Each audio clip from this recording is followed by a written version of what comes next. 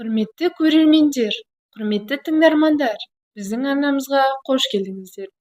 Бүгін сіздерге белгілі жоғары санат дәрігері, академик, профессор, құрмет орденінің иегері, шипалы емдеу орталығының бас дәрігері, қазақ емшілігі көптомдығының авторы Қайрат Айдарханұлының қазақ емшілігі атты кітабынан қазақ емшілігі рецепттерін ұсынамыз. 52 бөлім. Қарағай. Қарағайдың басты ем болатын аурулары мен қолданылуы. Жел құз қоздырған буын қабынуға қарағай бұтақ буынынан 10 грамм, марал балдырғаннан 6 грамм, бір салардан 10 грамм, тұт ағаш бұтағынан 10 грамм суға қайнатып ішеді.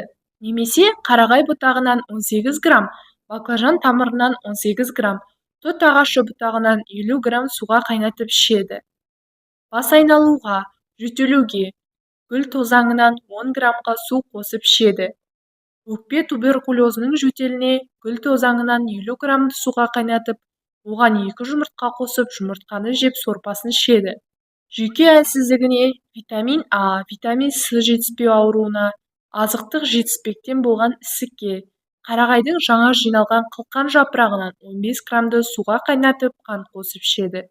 Өкпе туберкулезіне жаңа қылқан жапырақтан 50 грамм, саранадан 50 грамм күніне 1 рет суға қайнатып ішеді, немесе жаңа қылқан жапырақтан 15 граммға су қосып жаншып ішеді. Тауық көзге қылқан жапырақты жуып тазалап жаншып, 1 есе су қосып қайнатып, бір жолда 30-60 мл күніне 3 рет ішеді. Сыртқы жарақаттан қан ағуға, гүл тозаңын ұнтақтап жарақатқа себеді. Қолдану мөлшері бұтақ буыны қылқан жапырағынан 6-15 грамм, гүл тозаңынан 3-10 грамм.